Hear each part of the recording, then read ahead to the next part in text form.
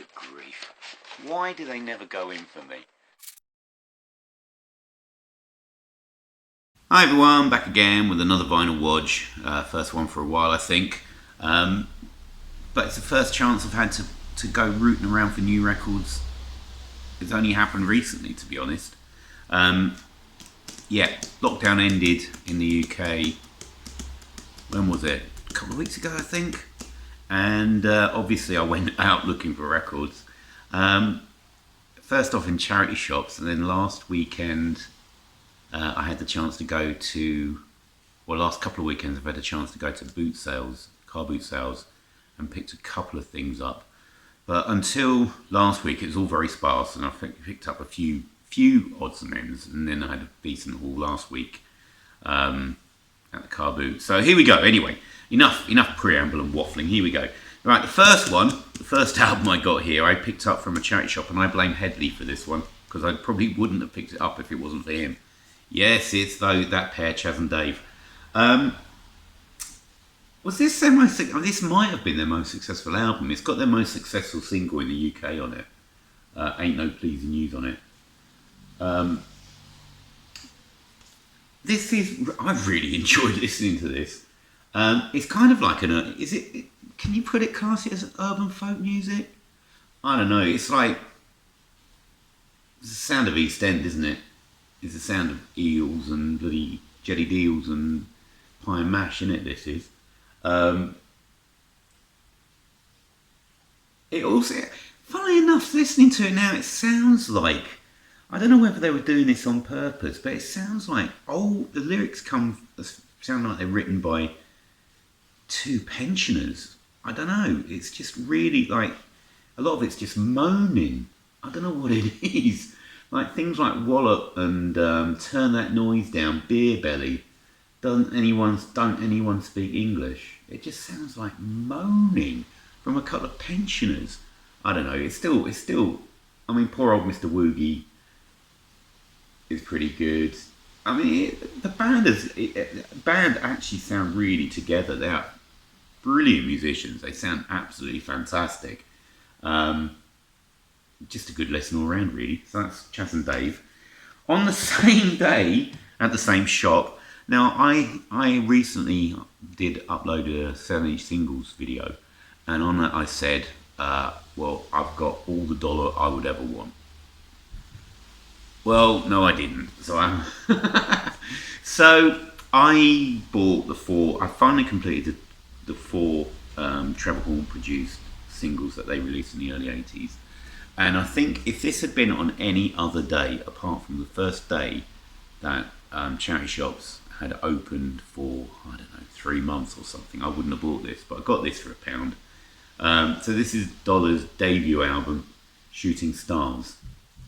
The first side is really rather odd.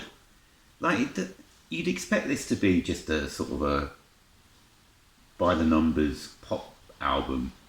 But side one, it starts off with an overture, then you get Shooting Star, which is more kind of like a typical pop song, and then you got a song called Tokyo, and then you've got a 6.5 minute vocoder vocal thing called Star Control, which sounds not too dissimilar from something Daft Punk might have written in 1979. So that is a weird side of music.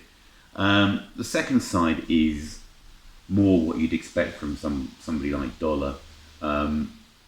Decent pop songs. Therese Bazaar was one of the weakest vocalists ever to have a top 10 single, I think. Her vocals are just weedy, I think is the way you could really describe them. Just weedy. Got lovely pictures of the pair of them. What label was it on? On Carrera Records. Yeah, it's worth keeping for that first side. That first side, I think, is absolutely splendid. The other side's a bit sort of, I don't know, sub-ABBA pop, I guess we'd probably call it. But anyway, that was worth £1. Then about a week later, I went into a charity shop, and I went in and looked at their records, and it was the usual rubbish. And I noticed something was in there, but I had to, luckily it was in Newton Abbot, so I had to race home, check I hadn't got it, and then race back and go and get it. And it was this one. So this is Status Quo, 12 Gold Bars, but this is 12 Gold Bars Volume 1 and 2. So the reason I had to race back was, I've got 12 Gold Bars Volume 1, but I never had 12 Gold Bars Volume 2. So I thought, for the sake of a quid, I'll have this. And it's probably in better nick than my 12 Gold Bars Volume 1 by itself, so it's worth getting it. Prime Quo, those denim-clad marbles. I mean, if you ever see like 12 Gold Bars, in fact either of them really, in a charity shop, pick it up because they're a really good boogie band. I still love them. I've got umpteen of their albums. Maybe one day, if I actually get all of their post-psychedelic albums together, I think I've got one left to get, maybe up to 83. I'll see how it goes anyway. But that I'm glad I picked that up. That's plugging a gap. And then last week, so 2 weeks ago, I went to a car boot sale, and all I picked up was one 12-inch and some CDs and stuff. But the 12-inch I'll show in a 12-inch, one of my 12-inch videos at some point. But the car boot at Exeter Racecourse opened last week. I did go back again yesterday and pick some more stuff up. But the stuff I got from last week was not bad, actually. So the first, I'm just going through these in no particular order. I picked up a copy of Dave Edmonds' Information. This is a really good album. I think this was released in 83. It's released in 83. So you've got a computer. Obviously, this is when technology was advancing more and more quickly. There's some new wave style things on here, but most of it is his sort of rockabilly style. It's a really good album. I don't think he sold that many. I tell you what it does remind me of, basically because some of it was produced by Jeff Lynne, is it really reminds me pretty strongly of the Wilburys album. Why he wasn't in the Wilburys, I don't know. I mean, I think James will probably know why, but he was the guy who got George Harrison and Jeff Lynne together. But why he wasn't invited as well, I don't know, because he would have been a perfect fit. I mean, yeah. But this is a great album. So if you like the Wilburys, get this, because this is really good. I saw this as well. These are all £1, by the way. I was really stoked to get a lot of these. So we've got John and Vangelis, and I think this is their second album, I think. Released in 81. So this is the original issue of this album, the Friends of Mr Cairo, and it's kind of a homage to silent movies, I think. As you can see from the back print, really nice sounding record. I really like Vangelis, and he takes a prog out of John Anderson, to be honest. It's not really prog, it's more of a electronic album with John Anderson singing on it. So this was later reissued with a different cover with I'll Find My Way Home single added to it, but this is the original 6-track version, and it is a really good listen. Chock full of references to Golden Age of Hollywood. Some really good songs. A song about the Mayflower going across the oceans. Back to School Boogie was a highlight. Yeah, I really like this. On that red Polydor label.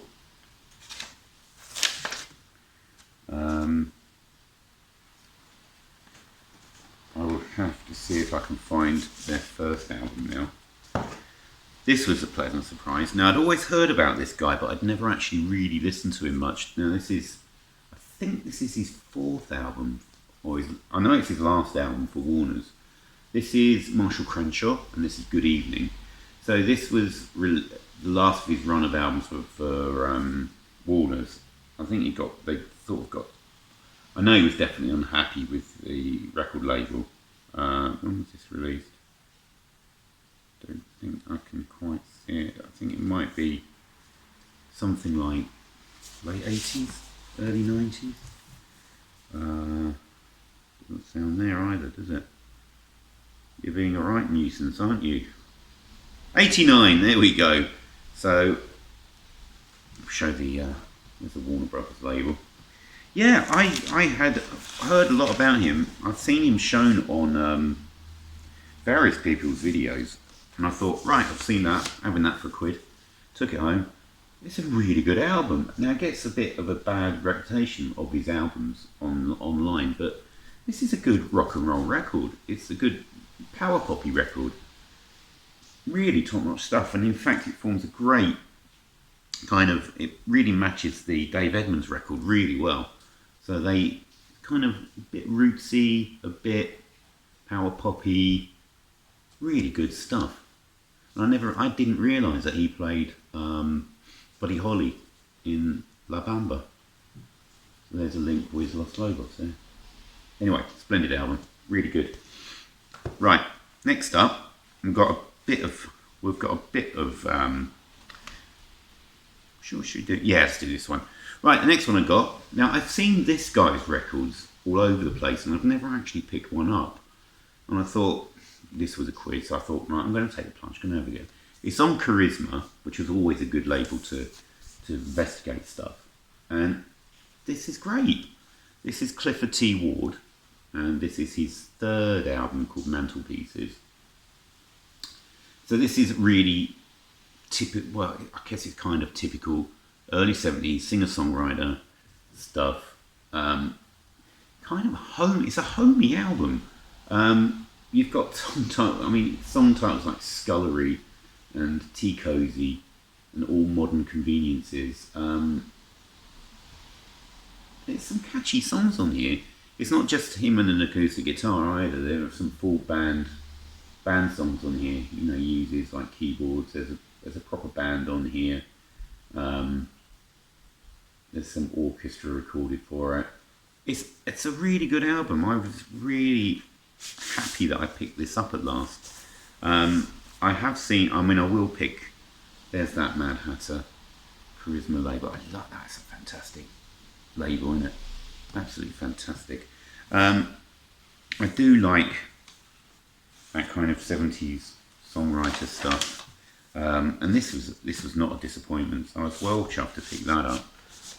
And I will look out for more of his records now.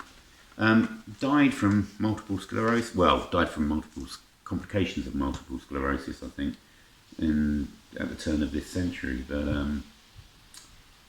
yeah, did have a top 10 hit at one of his albums, not this one.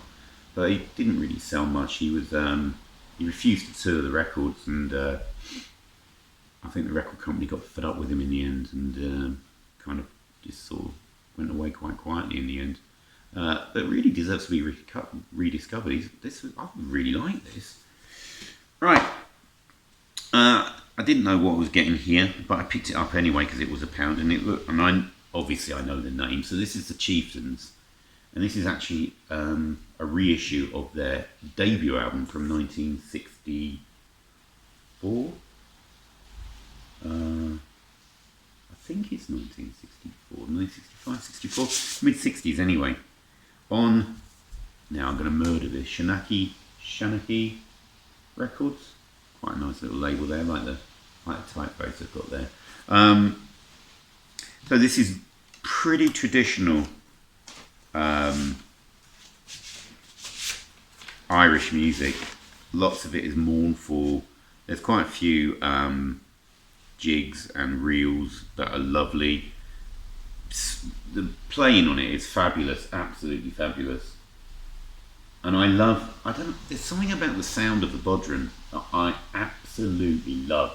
I could basically listen to sort of 10 minutes of that, just somebody playing the bodhran, to be honest, which is that Irish drum. You know, you've got the stick and you can handheld drum. Absolutely gorgeous stuff. Yeah, so I'm glad I picked that up. I think they became a very, very different band later in their career. Oh, this is a Canadian version. Oh, it's Canadian. I didn't realise that. I didn't see that before. This is a Canadian reissue from '82. But very happy to have picked that up. And I picked up something else, just something that, and I didn't pay £4 for this. I paid £1. Because the original copy that I had of this was skipping all over the place. And I picked up another copy of Bruce Willis's album for Motown. Yeah, Motown. The Return of Bruno. To me, this is such a nostalgic record for me. I think I said it before. His version, I'm sorry, I know it's really naff and rubbish, but his version of Under the Boardwalk is the one I remember the best. So I love this album. No shame about it. I absolutely love it. It's just such a fun one to put on and listen to. So Bruce Willis, Return of Bruno. Right, there we go. So that is my first proper haul of records. After this lockdown's happened. I did manage a haul just the day before lockdown started, so it's not my actual first haul of the year, which is quite amazing. But I've now started on the next one. I bought a few more albums yesterday, and we'll have to see how they play out. Some good stuff. I know I've got some good stuff already to put in. But there we go. Right, so I hope you enjoyed that quick run through what I've picked up so far since lockdown. Of course, I've got shed loads of records I haven't listened to from last year, to be honest. Maybe even further than that. There's a big box that I've yet to delve in. So we'll have to see where we go, and hopefully I will see you all again soon. Please keep tuning in, it would be lovely. Right, so see you all again. Ta-ra for now. Bye!